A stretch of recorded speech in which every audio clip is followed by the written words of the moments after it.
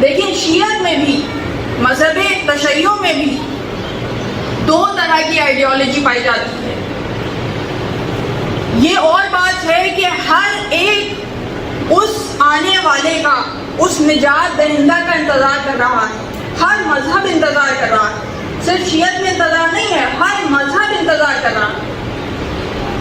جو یہودی ہیں وہ بھی انتظار کر رہے ہیں، جو عیسائی ہیں وہ بھی انتظار کر رہے ہیں، جو ہندو ہیں وہ بھی انتظار کر رہے ہیں۔ ہر ایک کے ہاں نام مختلف ہیں، ہر ایک کے ہاں نام مختلف ہیں، مگر ہر ایک کے ہاں یہ وعدہ موجود ہے کہ کوئی ایسا نجات دہندہ آخری زمانے میں آئے گا کہ جس کے ذریعے سے عالم انسانیت کو نجات حاصل ہوگی۔ کس چیز سے نجات حاصل ہوگی؟ مظالم سے نجات حاصل ہوگی۔ جو دنیا میں امن قائم کرے گا، جو یہ ظلم کا گھٹا ٹوپ اندھیرا چھایا ہوا ہے، اس اندھیرے کو ختم کرے گا۔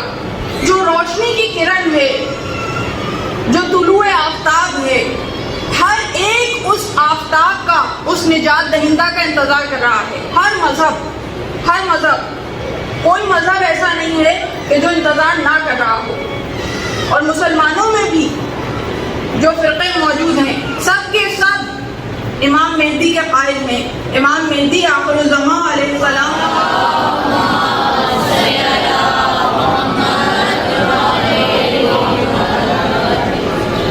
آئین آل محمد اجل اللہ تعالی فرج الشریف، ہر ایک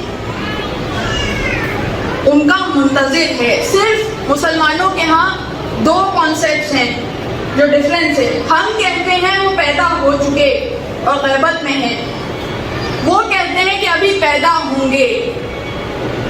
ایک یہ اختلاف ہے۔ دوسرا ایک مائنر سا اختلاف ہے کہ ہمارے مطابق وہ امام حسین کی اولاد میں سے ہیں، وہ کہتے ہیں کہ وہ امام حسن کی اولاد میں سے ہیں۔ تو ممکن ہے کہ ان کے ہاں یہ غلط فہمی اسی لیے پیدا ہوئی ہو کیونکہ وہ امام حسن عسکری علیہ السلام کی اولاد میں سے، ان کی ہی اولاد ہے نا۔ تو اب چونکہ ان کے ہاں روایات میں اختلاف آ جاتا ہے، کچھ سنا کچھ بتایا،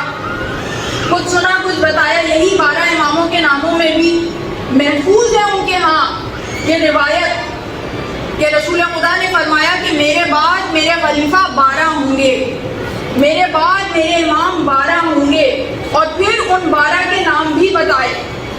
سنی